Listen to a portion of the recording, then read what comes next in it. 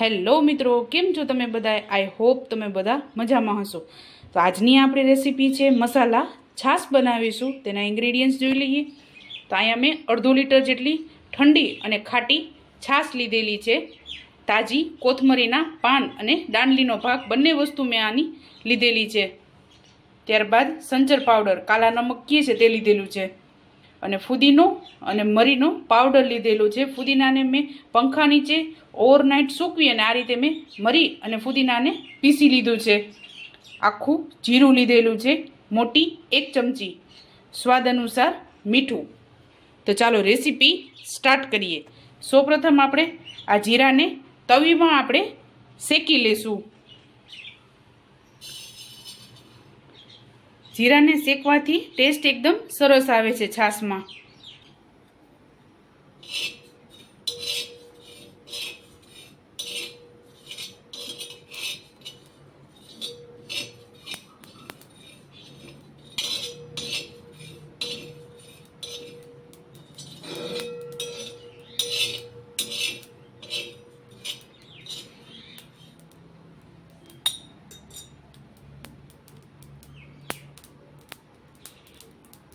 આ શેકેલા જીરાનો તમે કોઈ પણ શાક બનાવો તેમાં પણ આને એડ કરી શકો છો.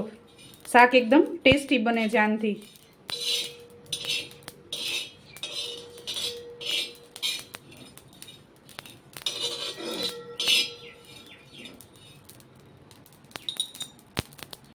આપણું જીરું શેકાઈ ગયું છે. આ રીતે કલર ચેન્જ થઈ જાય ત્યાં સુધી આપણે આને શેકવાનું છે. તો હવે આને આપણે ઠંડુ કરી લેશું. તો આપણું અહીંયા જીરું એકદમ સરસ ઠંડુ થઈ ગયું છે. તો આપણે થોડુંક કાઢી લેશું.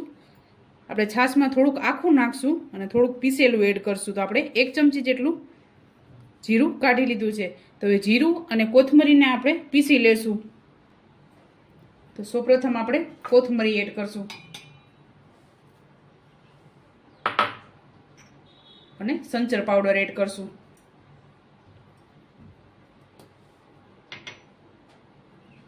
ફુદીનો અને મરીનો પાવડર એડ કરશું.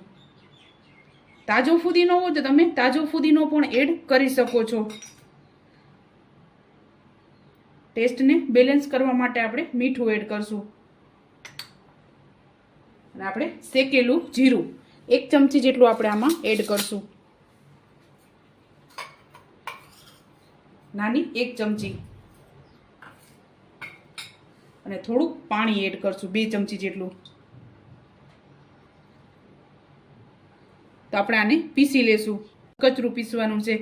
કોથમરી અને જીરું આખું રીએ તે રીતે આપણે આને પીસવાનું છે. તો આપણે મસાલા છાશ તૈયાર કરી લેશું.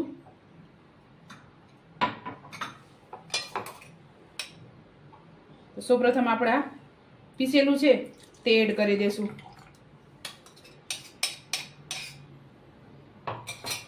થોડુંક શેકેલું જીરું એડ કરશું. ત્યારબાદ આપણે આ છાશ એડ કરશું.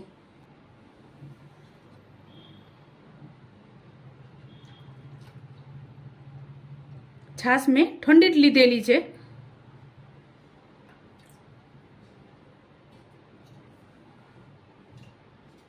તો આપણે આને મિક્સ કરી લેશું.